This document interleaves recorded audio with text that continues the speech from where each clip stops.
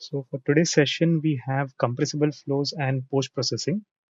So in the previous classes, we've already learned incompressible flow, heat transfer, multi-phase. Now we'll look at compressible flows and how to post-process data in open form. So for the compressible flow case, we have a simple case structure over here. Now this is a turbulent case structure. So again, you have zero constant system. So in your zero, you'll have your initial boundary conditions. And if you were running a simple laminar case using one of the compressible solvers, you will only have pressure, temperature, and velocity. And if you are running a turbulent case, then you will have alpha T, epsilon K, and NUT. Nu T, K, and epsilon you are already aware through the turbulence modeling case. And alpha T over here is your turbulent thermal diffusivity. So in compressible flow, what happens is your heat transfer is not only done by the molecular conduction, but it is also done by turbulent mixing. So for that very reason, we also calculate this alpha T. Okay, so initially the boundary conditions you'll see it is set to calculated. So we are calculating that during the simulation. Okay, then next we have the constant block. Again, the constant properties which will remain constant throughout your whole simulation. And within this, you have something known as thermophysical properties. Again, for incompressible flows, if you would see, then it would just be transport properties or momentum properties, depending on which version you're using. But in compressible, you have thermophysical properties. Okay. And lastly, we have the system block. Again, the system block will remain the same. An additional file that I will today talk about is your decompose part to run your simulations in parallel because compressible simulations take a bit more time. You can also say the same for multi-phase simulations. So you can run your simulation rather than using just one core of your system. You can use multiple cores to run it in parallel. Okay. So before we go to that, we first will understand what are some of the basic equations that we use in compressible flows and how are they used in open form, because you have to specify some values in your thermophysical properties which are used in these equations. Okay, so the very first equation you would have is the compressibility equation. So tau is your stress and rho is your density. Again, density will change in a compressible flow. So when we add this to your Navier-Stokes equation, it will magnify, obviously the variables of density and stress will magnify your whole Navier-Stokes equation. This is for compressible flows. Okay, and since your density will change, we require to solve the ideal gas equation. So the ideal gas equation would be P is equal to rho RT. So again, if you rearrange a few of those, you can segregate, you can or separate density out and you will have pressure by RT. Again, P is your pressure, R is your gas constant, T is your absolute temperature. Now in open form or in CFD, we also solve the temperature equation that is required for ideal gas equation. So again, this is the equation that you would use over your T0. This is your total temperature because we're not solving just for, like you won't solve temperature only for one point, but you will solve the overall temperature. So you have total temperature. Cp is your specific heat and at specific heat at constant pressure. Okay, so you have Cp and V over here is your volume of a fluid. Okay, so don't get confused between the V that will be in the next slide, that is velocity. This V is volume. Okay, and again, compressible flows, when you're dealing with it, for velocity, you determine your velocity based on Mach number. So again, Mach number, it is derived by this formula. So in your Mach number formula, you will have V, that is your free stream velocity, and you will have A, that is the speed of sound. Okay, so the speed of sound you are able to calculate it using this formula rho under root rho RT. And over here, rho is going to be your ratio of specific heat. Again, there is an equation for rho itself, how to compute rho. And I've put a link in this PPT. At the end, you can check that. In that, all the in-depth formulas that you require are all there on that particular site. So you can see that. So from this equation, again, R is your gas constant, T is your absolute temperature. So once you are able to find out the speed of sound, because obviously speed of sound will change based on the density or the the properties of air or the fluid that you are choosing. Okay. So if you're choosing, say, an altitude of 10,000 feet or 30,000 feet, so obviously your speed of sound is going to change in those conditions. So based on that, you are able to calculate your velocity. So if you want to find out the velocity of your simulation and you have a Mach number in mind, So you can obviously put it into that formula. You are able to find the speed of sound. You have your Mach number, and then you will be able to calculate your velocity. Okay. Now to keep in mind that the ideal gas equation works well only up to Mach number 5, and anything beyond that, the equation or the law starts to fail or diffuse out. So again, you have some additional terms, but again, those are in your hypersonic region, so we won't talk too much into that. We'll strictly stick to only supersonic regime for now. Okay. Now the next thing, as you saw in the case file structure, we had something known as the thermophysical properties. Okay. So I'll show you where exactly is this file. So the case files have already been shared on the drive, so you can download that. So for compressible tutorial, if you open the first file, that is compressible tutorial, you have zero constant system. You also have an all run all clean. So instead of executing each command, like first you do block mesh, then you type in the solver name, and then you type paraview, you can do it by using just one particular file. Again, I'll show you how to run this particular file as well. So it is all clean. I'll just increase the size.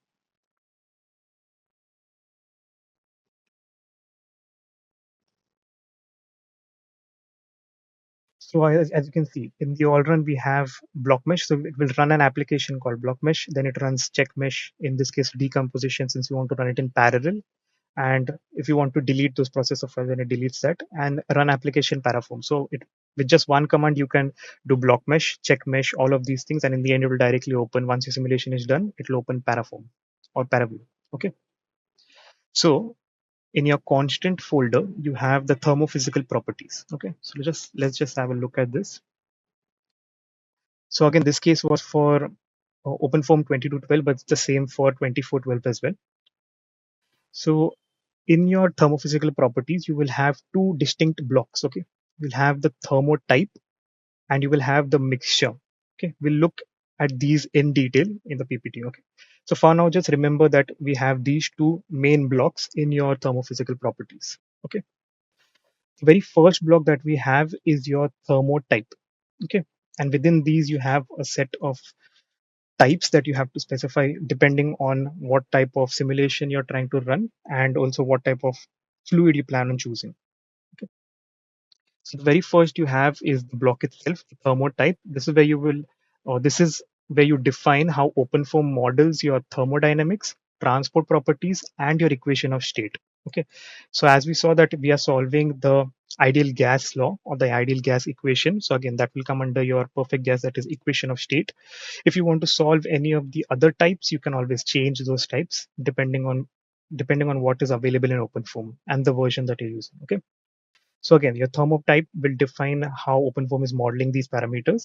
So the very first line you have is the type. So in this case, we have type HE PSI thermo. Okay. So now this is again used for compressible flows where density depends on pressure and temperature. In this type, the HE is your energy variable, and within that you have enthalpy H or internal energy E. PSI is your compressibility, which is handled by this equation that is mentioned over here. Again, you saw compressibility in the previous slides. So this type is just saying or telling OpenFOAM that we want to solve for this particular thermodynamics or energy type. Okay, so this is the type that you have. The next one you have is the mixture. In this case, we have mixture, pure mixture. What this means is that we are letting OpenFOAM know that we are assuming a single component fluid. So it's just going to be one fluid. And this also helps in simplifying the thermodynamics and the overall simulation. So the equations that we require to solve becomes a bit more simpler when you choose a perfect or pure mixture. Again, you can change this based on the available types. Next, we have transport constant. So in this, whatever transport properties you are going to specify, say not velocity, but viscosity and Prandtl number, as they do not vary with temperature, you are going to specify those as constant. So whatever you specify within your transport block, you'll see that later on, those parameters will remain constant throughout your simulation. Okay, now this is again good for low moderate temperature variations. The next type we have is thermo H constant.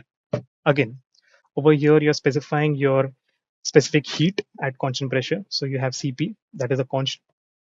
This will also simplify your energy equation and works well for many engineering applications. Now in this type, so for thermo, you have two types, at least I know of two types which are widely used. One is your H constant and other one is E constant. So your H constant is when you keep your specific heat constant, whereas when you type as E constant, it will keep your enthalpy as constant. Okay, so again, the thermotype and your energy type, that is at the last, these two are correlated. You'll see that in a bit. Then over here we have equation of state, which is perfect gas. So this indicates that we are using the ideal gas law. Again, in this, density will change based on your pressure and temperature. And this is essential for compressible flow, obviously. And then we have species. Again, species, it is given the type species itself because later on we have a block named species, and within that we specify your fluid properties or the type of fluid that you're running. Okay. So it will again refer to that particular block when you type over your species. And lastly, we have energy. So in this case, we have sensible internal energy. So this one will solve for your internal energy instead of enthalpy. Because we have specified your thermo as H constant, it will solve for your internal energy rather than the enthalpy. But if you were to change the thermotype to E constant, it would again change this to solve for enthalpy rather than internal energy. So your this energy type will also change. So this particular type is important for your compressible energy equation consistency. And again, depending on the solver and simulation you're trying to run, these two parameters will change. So your thermo type and your energy type will change based on the solver you choose. Okay. Now, the next block. So first block we had was the thermo type, and the next block we have is the mixture block. So in this mixture block, you will specify all the properties of your working fluid. So in this case, we are taking all the parameters to be comfortable or usable for air. So in this case, all our parameters will be with accordance to the properties of air. Okay. So over here, as I said, species, in the previous type, we specified species. So it will access anything that is mentioned within this block. So this is where you will specify your fluid type. So for fluid type, it will require your molecular weight. So in this case, we have given the molecular weight of air, that is 28.9. If you want to if you want to simulate some flow in water or in some other fluid, say oil or honey or something like that, viscous fluid. So in those cases, you can use the molecular weight of that particular fluid. You can just put that value over here, and OpenFOAM will know that you are trying to simulate it based on that particular fluid. Okay. And this particular value, whatever you specify, your molecular weight, it will be used to calculate your gas constant. Again, there's a formula and an equation for this as well. You can check that link out that is there in this PPT. It will direct you to that site. On that, all the formulas that are being used are mentioned over there. Okay. So after you finish with the species block, you have your thermodynamics. This is where you will specify your thermodynamic properties of your fluid. So in this case, we have CP and HF. So again, CP is your specific heat at constant pressure, and this particular value is chosen in accordance with air. Again, this will link your temperature with energy. Okay. So you can search the values for these online as well. So if you want whatever working fluid you're using, you can type the specific heat constant for that specific heat for that particular fluid, and then you can input that value if you're not sure of it. Okay. And then we have heat of formation, that is HF, set to 0. These are important for reacting flows, but in this case, we are not doing anything like that. Again, those are very specific, case specific parameters. So again, if you're running a compressible flow and you want all of these parameters, you can always change these. Over here, it's set to 0, meaning that we are not using any reacting flows. Okay. And lastly, within the same block, we have the transport block. Okay. So this transport block is where you will specify your fluid transport properties. Now in incompressible, you directly just type in all of your parameters within your transport properties file, which is in your constant folder. But in this case, it is broken down into much more smaller blocks. So you have a transport block within itself. Okay. So this transport block is your transport properties, and within that you have mu, that is your dynamic viscosity, which will govern your momentum diffusion. And you also have the Prandtl equation. This will determine your thermal conductivity, and it will control your heat and momentum diffusion. Okay. Again, all of these equations are used, all of these values are used in the equations that are necessary for solving compressible flows. So again, compressible flow as a whole is a really big topic, and they have multiple equations. So all of these are correlated to each other. So missing any of these values will cause an error in your simulation. Again, depending on the simulation type and the solver that you're using, some solvers might require some values over here. So some might ask you for CP value. Some might also ask you for CF value rather than CP value. So depending on the solver, how it's modeled and how it's coded, you will have to give those values. Okay. And before we see the final results and how to run this case, there are two distinct things that you have to know about shock waves, because in compressible flow you will have shock waves formed at high Reynolds number or at high Mach number. So the type of shock wave you have is a normal shock and an oblique shock. Now this is a simple nozzle case, so you have a normal shock forming and an oblique shock. Okay, so normal shock will have a subsonic flow behind the shock, and usually a normal shock will always be a single shock wave. It will not have anything additional to it, whereas in an oblique shock you will have supersonic flow behind the shock. Again, depending on the geometry it might vary, and due to this it may form another shock behind it. Okay, okay, so these are the results. So before going to the results, I'll show you how to run a case. So I'll show you how to run a case for compressible flow in single core and how to run it in a parallel simulation. Okay, so again, once you download the files, you are able to copy it into your run directory. In this case, mine's 2412. You can right click and open it in terminal, or you can directly go to the file itself. Once you type run,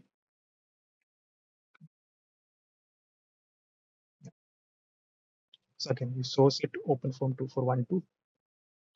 So the very first thing you can do is block mesh.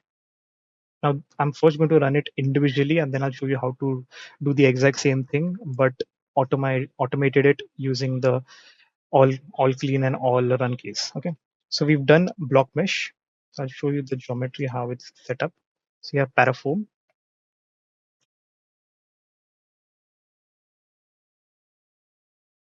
So this is your geometry and your mesh.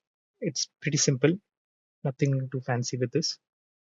Okay, so we have a very fine mesh closer to this because we want to capture the shock that is be forming over here. Okay, so this is the mesh that you have, and the solver that we are using is going to be sonic foam. Again, if you are not sure of the solver that you're using, you can open control dict and you can check sonic foam. And over here, as you can see, you're running the simulation, or we will be running the simulation from 0 to 0.1. So we're only running it for 0.1 second, but the delta t is really, really small. So it's going to be 10, it's almost 5 into 10 to the power minus 7. So that's really small. So again, these simulations do take time because you have to solve multiple things. You have temperature, you have velocity, you have pressure. You also have the equations that are complex in itself. And in this case, we are running a turbulent case. We are using an RAS model or RANS model. So again, the simulation will take time for this case. Okay. So for this, we'll just run it with sonic foam. So again, you can open the terminal and type simply sonic foam, and it will start running a simulation. Okay. So again, this, if you're running it on a single core, it will take a lot of time. Now we don't, suppose you don't have time, okay, because most of the simulations will take a lot of time. So you can, will clear this, okay, and say it has generated some files. Like if I go back, you have your polymesh that is generated. So if you want to clean the files, you can type foam. Okay, so it's not giving me permission.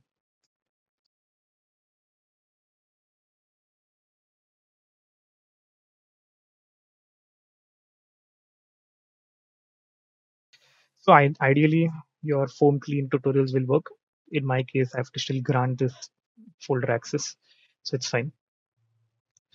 So let's see if bash works. Okay, bash all clean. Yeah. Okay, so bash all clean works. So the bash all clean file that is there, it's just cleaning your entire case. So if you have any previous files, it just does clean case. Okay. So you can type just simply bash and then the file name dot forward slash and the file name itself. Okay. So now if I want to decompose a case, okay. So you can think of the case. So I'll again show you block mesh. I'll show you the mesh itself first. Okay. So what I mean by decomposing your domain or running a simulation in parallel is that you will break down your entire domain into smaller sections. Okay. So now say I have this is my domain. Okay. And I want to on my system I have a laptop. Okay. Within a laptop you will have your CPU. Okay. So people who play games and all will know CPU and GPU, but for the general public, CPU is a computing processing unit and GPU is a graphic processing unit. You'll have RAM and you'll have storage. Okay, so these are the basics of computer processing. So your CPU is like the brains of the computer. Okay, it handles all the equation, it does all the mathematical coding and everything. So in this CPU, you will have something known as physical cores and you'll have logical cores. Okay, or some call it even threads. So your physical cores are the number of cores that it has. Okay, so if you ever open your or if you whenever you're buying a new laptop, you will always see that if you're running on an Intel i5 or Intel i7, it may say that you have 10 cores, 12 cores, or if you're running on a Ryzen laptop, it will say that it has 8 cores, 10 cores. Okay, so some values it gives you. A simpler way to check how many cores you have. Okay, so before going to the cores part, let's say that this is the domain and on my system I have 6 cores. Okay, so I will break this domain into 4. Okay, I won't utilize all 6 cores, I will only utilize 4 cores. So I will break my domain into 4 parts and each of these smaller parts I will assign it to a single core on my CPU. Okay, so if I want to check how many cores I have on my laptop, so I can just type ls cpu without any space. Okay, over here it will list out all the details of your laptop's processor. Okay, so again over here CPU mode on, it will show you 34-bit, 64-bit, and the number of CPUs. So you have CPUs. So over here I have CPUs, it says 12. Okay, but that is not what you have to see. So over here I have something known as cores. So my cores per socket is 6. So in simple terms, I have 6 physical cores and I have 2 threads. So if I multiply 6 by 2, it gives me 12. Okay. So the CPU is just a multiplication of these two values. Now some might just have a single thread. So you will only have 6 and over here it might just show you 6. Okay. So this value core per socket, this is what you have to see in your laptop before running this simulation. Okay. So in my case, I have 6 cores. So I can run at least 4. I can run at most six on 6 cores, but I will not run it because you have to leave one core free for Windows to run some operations, and you can keep one just to be on the safer side if you want to run some additional work in the background. Okay, so on the safer side, we'll say that I can use up to 4 cores on a good day. Okay, so my this domain, I have broken it down into 4 smaller sections and I've assigned each of those smaller sections to one of these cores. So what this will do is it will run my simulation much more quicker, because what we are doing over here when we just type sonic foam in the terminal, when we just type sonic foam, it will give all of the work or the entire domain to just one core. Okay, so that's not really efficient when you're working with CFD. So when you're working with CFD, we try to utilize all the possible resources that we have at our disposal to make the simulation run a bit more faster. Okay, so how do we decompose this file? Okay, so now I know that I have 6 cores in my system and I want to use 4 cores out of it. So in your system folder where simulation parameters are, you will have something known as the decompose pardict. Okay, so if you open this decompose pardict, within this you have this particular file. Okay, so you have number of subdomains and you will have the method. Okay, so your number of subdomains is how many pieces you want to break your entire domain into. So in my case, I want to distribute or break my entire domain into 4 smaller parts. So I will type the value 4. Okay, And the method that I will use is Scotch method. So over here for method, you have multiple methods. Now Scotch is an automated method. So say in my case, I had a very fine mesh closer to my geometry. So it will assign smaller regions or regions that are closer to that which have the most amount of cells to one particular core, and it will distribute it accordingly. But there is also a method known as simple. So you simple, or it may be a different name. In that you have to specify your x, y, and z coordinates. So in the x direction, how many cells or how many domains you want to break it into, and in your y direction, how many you want to break it into. Okay. So again, there's a tutorial on parallel processing in the spoken tutorial, so you can check that out also. I can also add the link to the PPT before sharing this one, or you can check that out. Okay, I'll show it to you at the end of this tutorial. Okay, so over here, the number of subdomains you have is 4. So we're decomposing our entire domain into 4 smaller parts. Okay, so we have this file in place. Now what you have to do is you have to type in your terminal. So we've done block mesh. Okay, so we've already created a mesh. So first you create your mesh, then you decompose the mesh. So you just type decompose par, enter. Okay. So now you can see that it has broken it down into 4. So again, it's C numbering. So in C++, you start with 0. So it's 0, 1, 2, 3. So I have 4 processors used. Okay. So my domain is broken into 4, and I'm going to assign each of my processors one task. Okay. So let's see how does this look in Paraform or Paraview. So over here, when we load Paraview, if you want to see how is it distributed, for higher versions of OpenFOAM, you will get this type. So under reconstructed case, you can click on decomposed case and click on apply. Okay. So if I click on surface with edges, so you can see with the surface with edges. So this is one region. So 1, 2, 3, and 4. Okay. So my this entire domain is broken into this way. Maybe that in this particular zone there must be more cells or lesser cells. In this region there were more cells, so that is why it has broken it down accordingly. Okay, you can see over here it has assigned it based on the number of cells, so that each of this is distributed equally over the processor. So it shouldn't be that one processor is overworking when compared to the other one. Okay, so Scotch method will randomly distribute your entire domain into the number of subdomains that you want. Whereas in Scotch method, not in Scotch method, but in simple method, there's also a hierarchical method. So in those methods, you have to physically mention in how many in what direction you want to distribute that number of domains, subdomains, and it will create it accordingly. Okay. So in this case, we have distributed our entire domain into 4 smaller parts. Okay.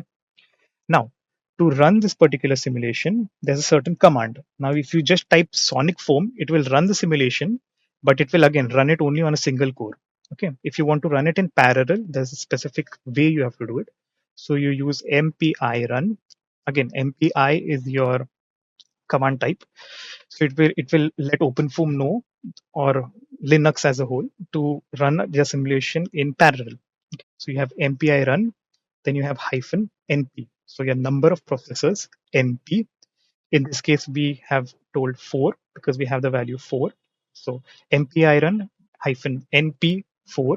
Then you type your solver name. So Sonic Foam. And then you type parallel. Okay. Now, when you type this command, make sure that this parallel keyword is there at the end. Okay. So if even if you type up till Sonic Foam and you forget this parallel, you may think that it is running in parallel, but it's again taking only Sonic Foam. It will just nullify MPI run because the command is not complete, but it will still take Sonic Foam as an input and it will start the simulation. So if I were to run MPI run under 4 processes and hit enter, so now it has distributed the workload equally among those 4 processes. Okay. So if I clean this, or if I load it again, so you can see now it has created these 3 files, processor 0, 1, 2, 3. Okay. So in each of these folders, you will have 0 and constant that has been copied from these parts. So when anything is logged within this, you will have the files that are logged within each. Okay.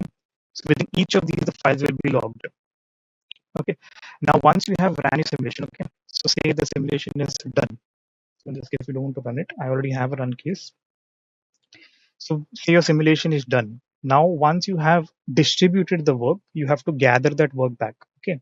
So in this case, we will have to reconstruct that case. So you can do reconstruct. Okay. So you will do reconstruct par.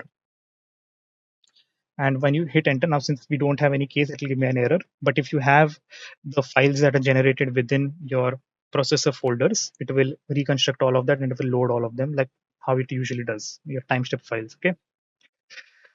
So in simple terms, what we're doing is we are first distributing the workload out to each of the processors. Once the simulation is done, we will then recollect all of that distributed work using the reconstruct par command. Okay. So once you're done with that, you can then view your simulation in ParaView. So the file that you see over here, the all run file. Now this one is specifically made for running it in parallel. So what it is doing is it will first run the application block mesh, then it will run the application check mesh. Once it is done with that, it will run decompose part. It will decompose it into 4 subdomains, and then it will run in parallel. So, okay, run and get applications. So over here, it will take sonic form. So it will automatically put the command mpi run. The command that we physically typed, it will automatically take it with this command. Lastly, then it will reconstruct once the simulation is done. And this rmrf proc, what it will do is once it has reconstructed these additional files that are there, processor 0, 1, 2, 3, it will delete those files. Okay, because sometimes it may happen that you have logged thousands of files. So in each of these folders, there'll be thousands. So if you have more processors, it will be, now in my case, I will have just 4,000 time step files just lying around. Additionally, I will have everything reconstructed as well. So it takes up space. So in this case, if you want, you can keep this command, or if you want, you can delete it, or you can delete the files as well. Again, depending on your preference. In some cases, you might require those files. So if you want to run the simulation again, you can then continue it based on those files. Okay. And then lastly, it will run the application Parafoam. Okay. So I'll show you the run case, how it will look. So over here, this is the case that is already completed. Okay. So again, this will take some time. So in this case, I have my 0 folder, and these are all the reconstructed files. So I ran this case in parallel. So in my case, I had a 12 core system, so I ran it on 10 cores. So over you'll see 0 to 9. And within each of these folders, I will have the same timestamp that is reconstructed out. Okay. So again, if you have space, you can obviously keep this. Whereas if you don't have space, you can delete these processor files. Okay. And also when you're running the all run file, it will create a log.sonic form or whatever file you name it as. So it will log all of the data that is being running throughout the whole simulation. Okay. So within this, I can see whatever is displayed in a terminal, it will log all of that thing within this file. Okay. Now this file is a bit large, so it may take a bit more time. But again, once you run it, you'll find that file present over here. Okay. So if you want to see the results, you can just type.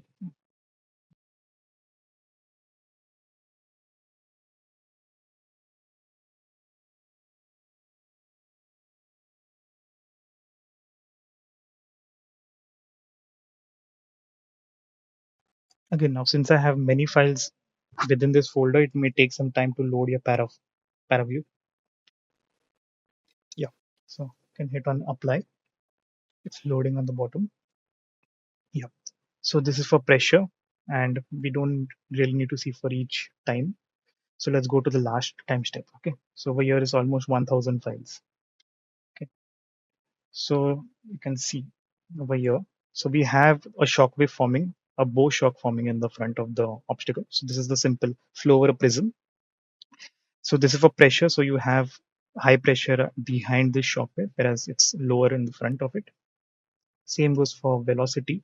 For velocity, you have high velocity. You also can see the shock wave again here, and you'll have some flow separation. And behind this, again, you will have another shock wave form. And this for temperature. Again, for temperature, you have high temperature behind the shock wave, whereas it's lower, comparatively lower. Since we're using the turbulence model, again, it's you have K, you'll have epsilon, you'll have alpha T, and alpha T is computed. So again, you'll see some diffusion based on the mesh. Okay. Yeah. So again, alpha T is calculated during this whole simulation. Okay. So let's go back to the simulation. So the results that we got from this simulation. So this was the velocity profile or the velocity contour. So again, in the front you have the bow shock, and the very tip of it, you can see it's the normal shock at the leading edge. Whereas as you move away from the shock or from the leading edge, you will find it converts into an oblique shock. And as I said previously, that your subsonic flow will be near the leading edge, which means that it's a normal shock because you have, obviously you can see the velocity it decreases over here. And over here, you can see that you have supersonic flow as you move away from the whole thing. So you can see that the velocity is actually higher behind the object itself or behind the geometry itself. And over there, we have another shock wave that is formed. And again, near the separation region, your Mach number will be the highest. It's a bit counterintuitive when compared to incompressible flows. You'll see that why that happens as well in the comparison. So this is the pressure. We have the pressure contour over here. So you can see that it shows adverse pressure gradients behind the shock wave. And for incompressible, usually it decreases, but for compressible flow, it will always accelerate. So there are these changes that you will notice when comparing incompressible flows with compressible flows. And same goes for temperature. Again, behind shock wave, you will have high temperature, and also near the leading edge, you have high temperature. So in particular cases, when you are designing a geometry, say in re-entry vehicles and all, knowing these hotspots, like where exactly will the temperature be highest, it helps in thermal treatment of the object itself. So in cases like re-entry capsules and re-entry vehicles, knowing the temperature at a particular location is really crucial. Okay. So there are a few key differences that you will notice when comparing incompressible flow and compressible flows. Okay. So your incompressible flows are mathematically elliptical. That means they do not require pressure at the inlet. So you can, even if you specify arbitrary value of pressure, or it's not really pressure sensitive, whereas compressible flows are mathematically hyperbolic. That is why they require pressure at the inlet. And another thing to note in incompressible and compressible is incompressible, the pressure is linear, and in compressible, it will be non-linear. So by linear and non-linear, what I mean is that if there is any change in an incompressible flow, the entire domain feels it. Okay.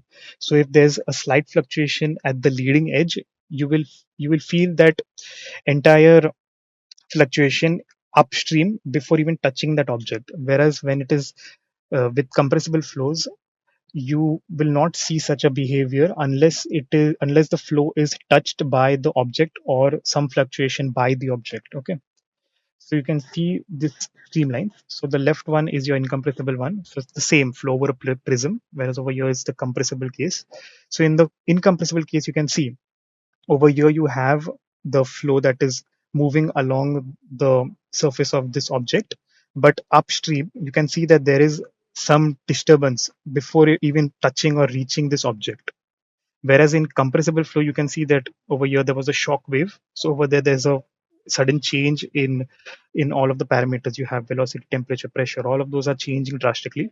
So unless it is touching this particular area or this particular shock wave, it is the flow is pretty streamlined and it does not change or fluctuate at all. Okay, so these are a few key differences you will see when you're working with incompressible and compressible flows. Okay. And again, these are some commands to search for any of the keywords. So in your thermotype or in your thermophysical properties, if you want to find something specific to mixture, so you can type thermotype dot mixture, or you can also search for a mixture type if you're not sure what is available in open form. Okay. Now, once you're done with compressible flows, we have post processing. Okay. So now we've learned about incompressible flows, heat transfer, compressible flows, multi-phase, and in the next classes you will also learn about dynamic meshing and solver development. Okay, so those all things are fine. Okay, running a simulation is one thing, setting up a simulation is another thing, and post-processing the data that you've got from those simulations is a whole different thing. Okay, so if you want to effectively understand what exactly you're getting out of your CFD simulation, you have to post process it or extract some of the data that you're getting from the simulation, because simply showing contours does not make sense. Okay, so in OpenFOAM, you have three distinct ways to post process data. Okay, so the very first way is by doing it in ParaView itself. The second way is by writing a custom Python code. And the last one is using the files that you extract in Excel, and then you can just write a simple formula within Excel and you can then extract or plot whatever data you have. Okay, so I'll show you for ParaView how does it work. So before going to that, I'll show you a simple case. Okay, so this was a simulation case for compressible. For post processing, we have gone with a simple incompressible case because it runs quickly. So it's a simple flow over a cylinder case. Again, over here you have some files. You have your zero constant system, all clean, all run. And you will also have the coefficients. Now this is a Python code. So again, I'll show you on this particular case how to use all of the three methods. Okay. So we have a simple flow over a cylinder. What we'll do is first we will do, so this one is an OpenFOAM 9. So let's just do a block mesh. Then we'll do, yeah. So while the simulation is running, so again, as I said, in OpenFOAM, you can do it using ParaView, Python, and uh, Excel. Okay. So having a Python code is one thing, but you also have to specify some functions. Okay. So what data you're trying to extract from your simulation, you have to first write a particular function or specify a particular function for a patch. So in now this case, we have a simple flow over a cylinder and we want to find the coefficient of lift and drag. Along with that, we also want to find the forces that are acting on that cylinder. Okay. So under system, okay. Okay. So this is run. So yeah.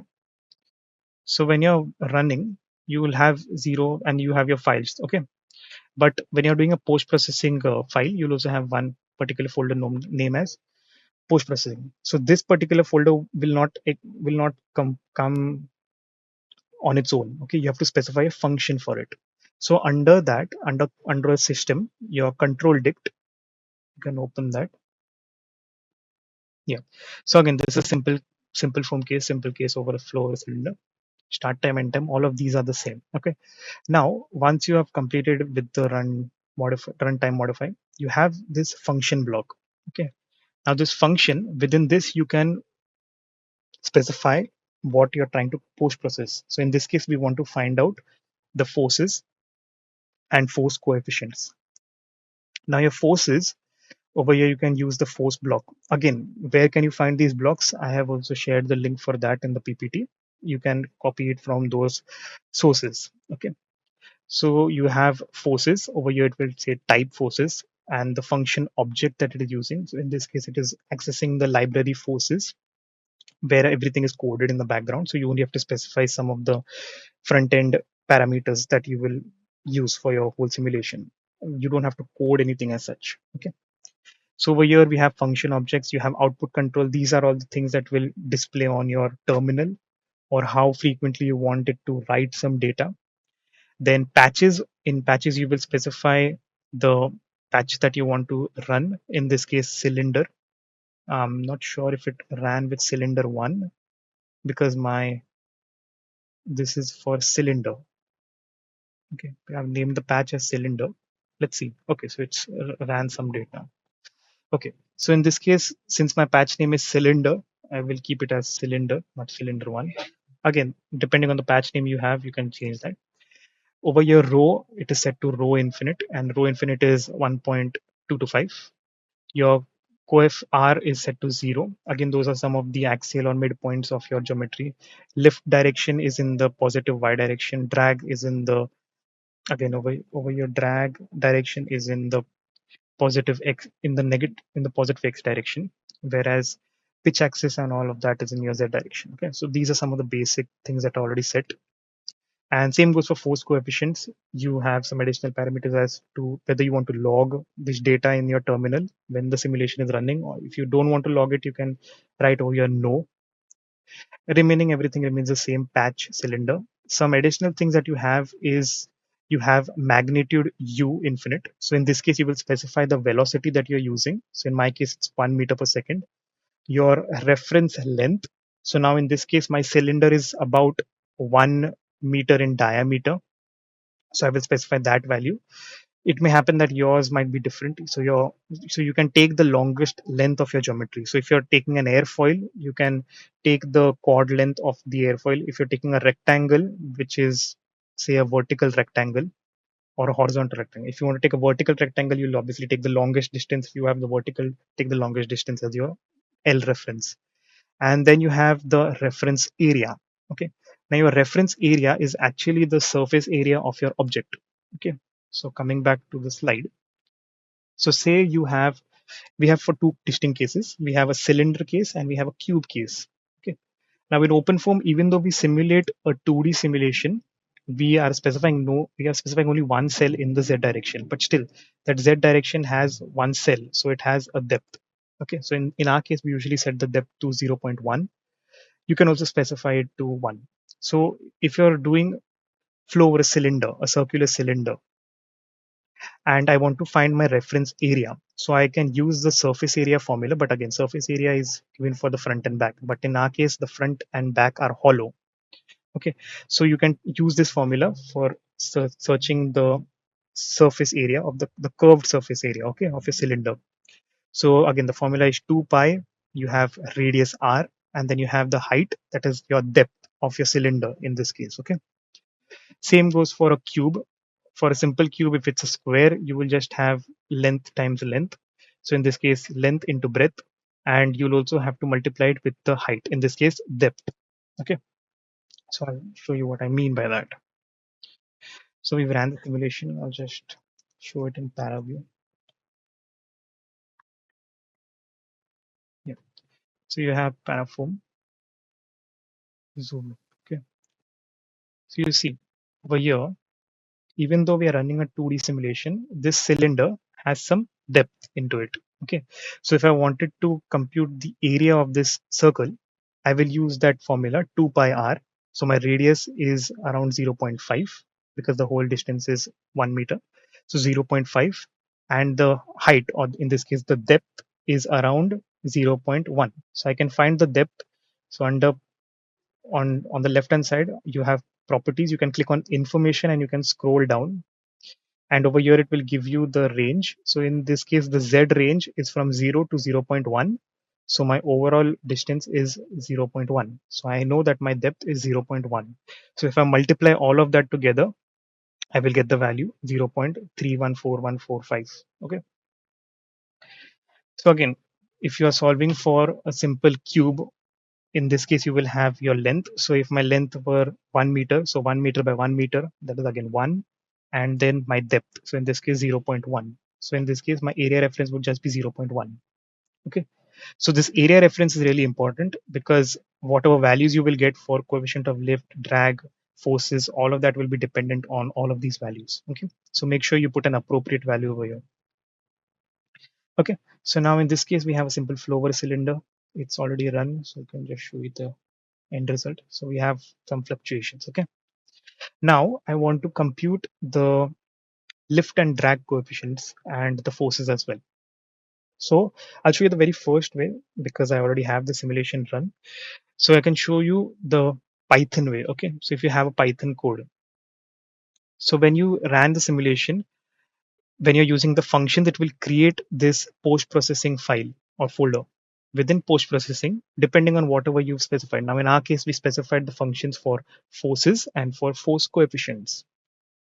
So in this case, we will see force coefficients. So under force coefficient, you have 0, and within that you have a .dat file. Okay, now if you want to simply plot this particular file, you can open it. So again, this particular file will have all the basic data on the in the very beginning: lift, drag, pitch, magnitude, area reference, and all. And over here you will have columns. Okay, so the very first column is going to be time. The second one is going to be coefficient of moment, coefficient of drag, coefficient of lift. Again, now these may change depending on the version. Now for OpenFOAM 9, CM is first, whereas CD is second. But in the higher variants, you might have CD in the beginning. You might have CL maybe at CD's area, CD space. So again, depending on the version, you will have some changes in this file. But again, you can just open this file and check the orientation. Now, why you need to know this orientation? Okay, because when you open or when you're typing a Python code, it is going to access this particular file. Okay, so over here I have a simple code, a simple Python code. So we are just specifying the file. So in this case, we have the file post processing, under post processing, force coefficients, under force coefficient 0, force coefficient or d8. Okay, so I've given the location or path of my file. So it will access this particular file. Then I have my characteristic length. So in this case, my characteristic length is 1. My velocity is again 1 meter per second. And then we have data. Again, over here under data, my time is set at the 0. Okay, so these numbering that we have over here is going to be 0 column, 1 column, 2 column, 3 column, 4 column, and 5th column. Okay, so this time is at my 0th column. So over here I will give data and to access the 0th column, and I want to find in this code CL and CD. Okay, so I want to access CL and CD. So the data for CL is at 0, 1, 2, 3. So I specify the number 3. Okay, same goes for CD. It was at the second column. So I put 2. Okay, now over here there are some basic formulas that you can use. Again, with LLMs and all, you can simply just type a prompt saying that I want to calculate coefficient of lift or drag, and help me write a code for it. It will give you a data, but just make sure that your prompt is correct, and you have to cross check whether the model is giving you a proper output. Okay, so it should not happen that you just blindly put some values and you hope that it was correct. So make sure that you check the code.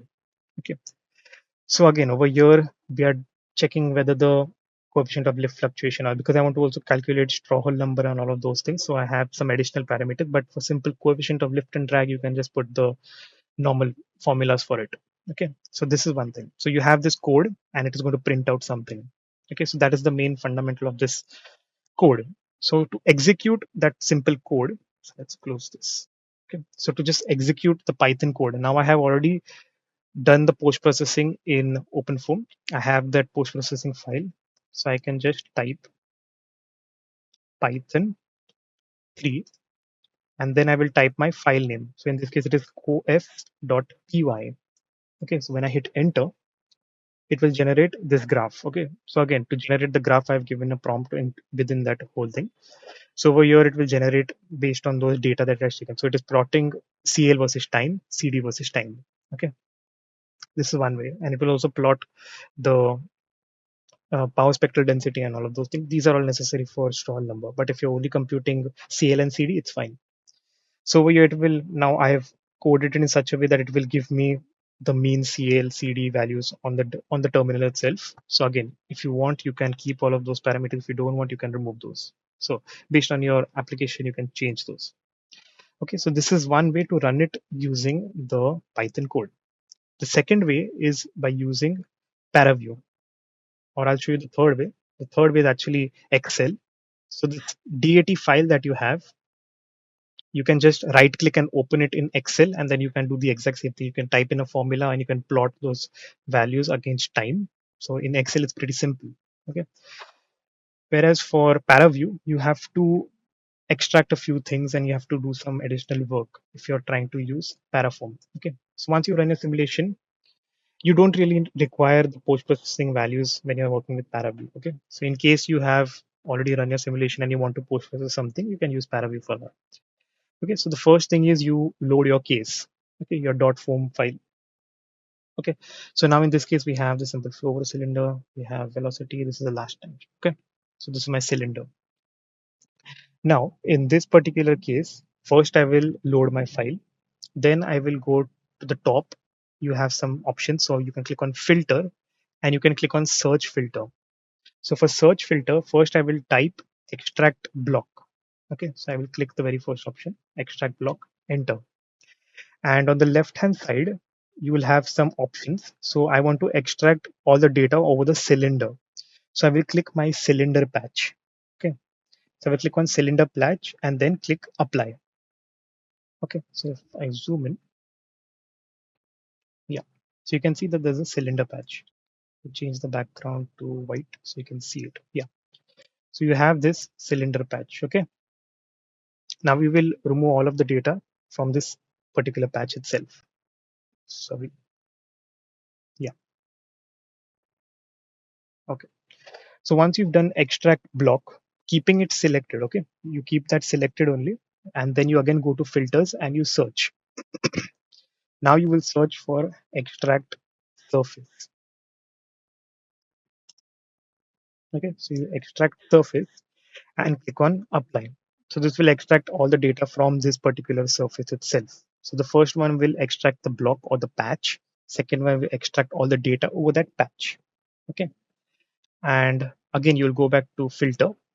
You'll search for generate surface normals. Okay, so you click on generate surface normals, and before clicking on apply, make sure that you click on compute cell normals. Okay, so you make sure that this particular value is clicked because we'll be post processing all the data for cell data type. Okay, so you'll have cell data type and point data type. We are more interested in the cell data type. Okay, so over here, once you have clicked on compute, you can click on apply and it will generate surface normals. So you can see over here, right click and click on spreadsheet view. So by default, if I click on just post processing, it will give me my block point ID, it will give me velocity and pressure. So all of that data I have. So after doing extract block, it has broken down my entire thing into block one, and then there's a point ID for each of them, extracted surfaces, and now I have generated surface normals. So it has generated this particular row or column of normals. Okay. So within these normals, we will be using that to compute all of the forces on that. So once you have generated your normals, you can again go to filter and search. Now you will search. Okay, I'll click on this one. Filter, search, and I'll search for cell size. Okay, so I'll click on cell size, and over here, make sure that everything is selected and click on apply. Okay, so this will also give me a cell size. So here I can click on cell size. It will generate some additional thing. Okay, so here it is computing everything for the cylinder. So once you've done this, now you can use the calculator function. So when you click this on the top left corner, you have calculator. So let's rename this to lift forces. So we have lift forces. Now for the formula for lift forces, you will first use the pressure into normal into area. Okay. So pressure under scalar, we know that pressure is a scalar. So you will click on scalars and you will click on P, that is pressure. Okay, then over here you can click the multiply on your keypad also, or your numpad you can click for multiplication, and then you can click on normals. Okay, again scalar normal, and in this case you can click the y direction because we want lift is going to be in your y direction, so normals y. Okay, and we will then multiply it again with area. Okay, so before, now see, if you see, I cannot find area over here. Okay, because we've done everything for cell data, but over here the attribute type that is selected is for point data. So if I change this point data to cell data, same goes for here.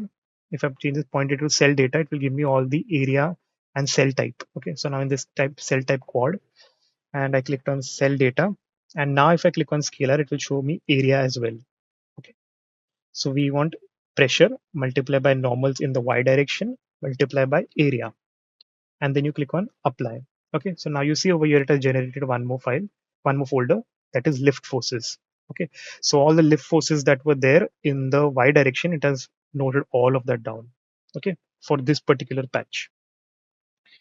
Okay, so once you've done that, we will then integrate this calculator value. So again, you put filter, search, integrate, integrate variable.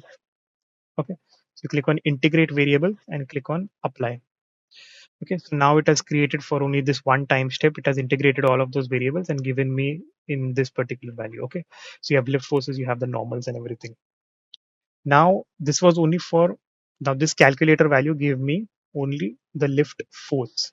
So if you only want lift force, you can, you'll be done up to here. Okay, so over here I have lift forces, but in our case we want to find out the coefficient of lift, right? So again, you can use the calculator function, and this time we will rename this to coefficients, or just coef of lift, lift coef, or coef lift. Okay, now the coefficient of lift formula is your force divided by half rho v square area. Okay, so again, you can put over your force. So make sure that you are clicking from point data to cell data so that you have all of that properties. Over here you'll have lift forces. Okay, so lift forces divide by, let's put a bracket, divide by the value for half, that is 0.5, multiply by the value for rho, that is density, 1.225. Again, these values can be found in your control dict. So over here we have specified all of that values. So value for rho is 1.225. Area over here is 0.3145. So let's copy this because that will also be useful. Okay. Or you can keep that value, or you can just directly put the value for area over there. Okay, so this value is a 1.225, and then velocity multiply by velocity, in this case 1 meter per second, and you can click on square. So it's velocity square multiply by the area, and then let's close this bracket. Okay, and click on apply. So now we have the coefficient of lift. Okay, so here you have coef lift. It's minus 1.21, very small, into 10 to the power minus 5. Okay, but now this is only for my last time. Okay, it's for only 50th time step, or the 500th second.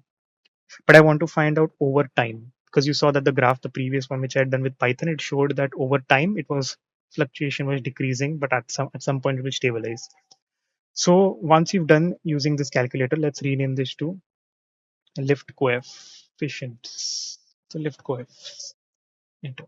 Okay, so once you've done with this calculator thing, you can go again to filter, and you can search for plot data over time. Okay, so now when you click on plot data, it will prompt that it will access each of your time step files, so it will take some time. Okay, so again, you can click on points, field association, leave it at points. Let's click on apply. Okay, so now it has generated something over here. It has generated a plot, and again over here you can time.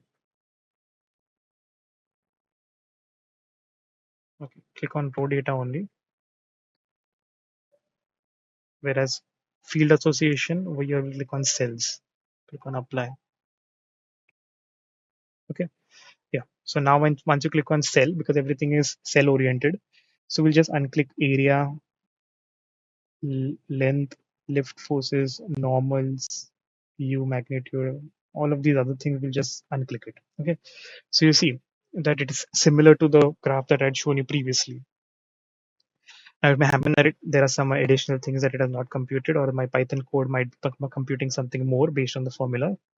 So again, over here, then you can compute. So again, if you were to run this whole simulation for a little bit more longer, you'll see that at some point these fluctuations will stabilize. Now still the entire fluctuation was not generated. In 500 seconds, it may take some more time. So in this way, you can compute your coefficient of lift or drag over time using the plot data over time as well. Okay.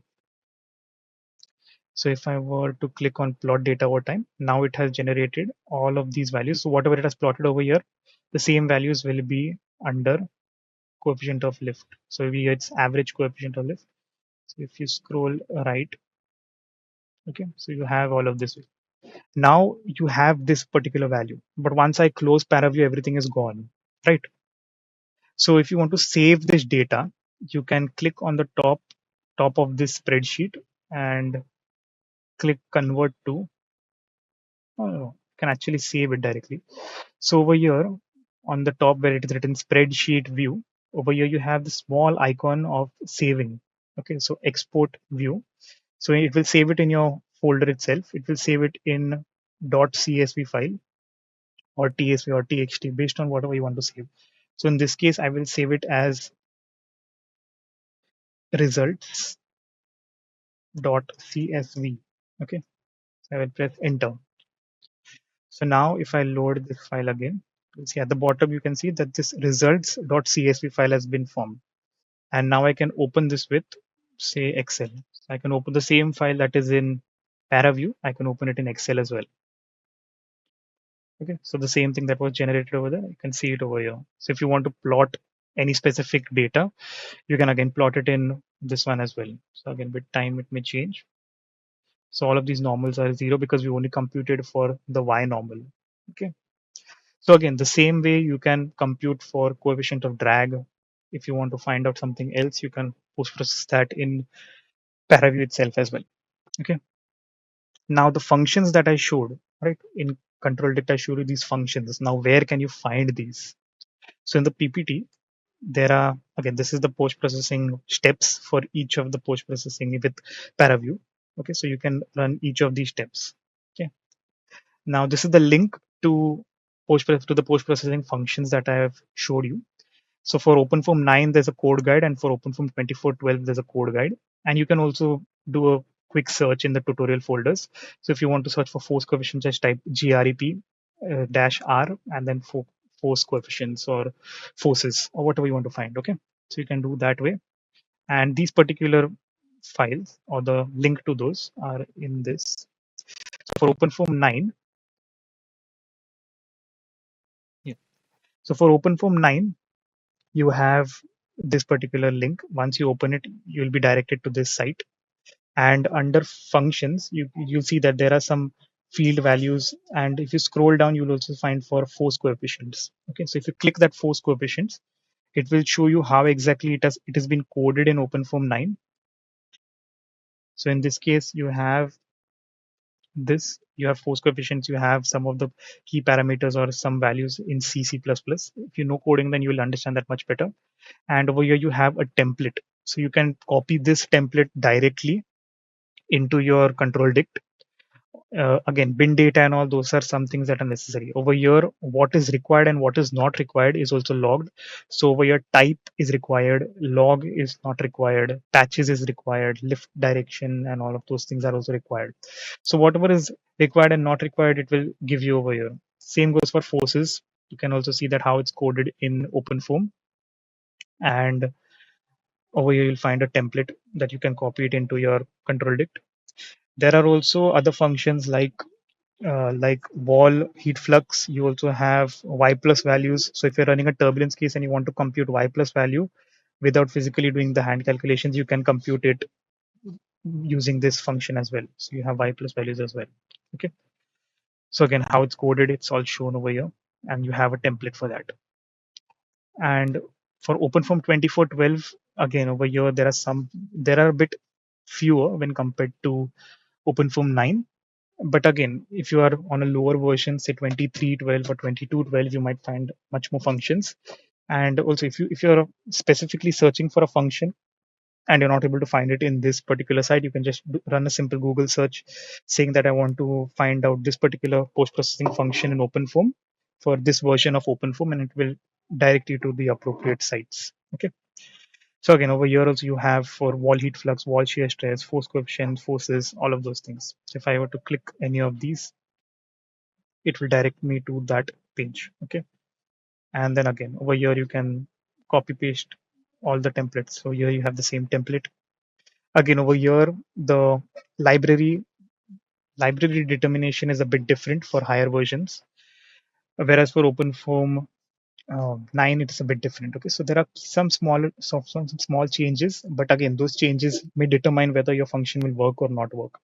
Okay, so depending on the version that you're using, make sure you copy or check for a proper functions that is best suited for that version. Okay, so again, these are some of the links that I felt were useful. So again, there's a theory course on compressible flows. You can click this site, it will show you all the formulas. There is also another site from NASA that explains compressible flows much better. So if you are interested in learning compressible flows in depth, you can check these two out. And these are some of the basic documentation for OpenFOAM ESI and Foundation version for any of the functions or post-processing utilities that you want to use. Okay. Yeah. So I hope this session was useful for all of you. Thank you, everyone.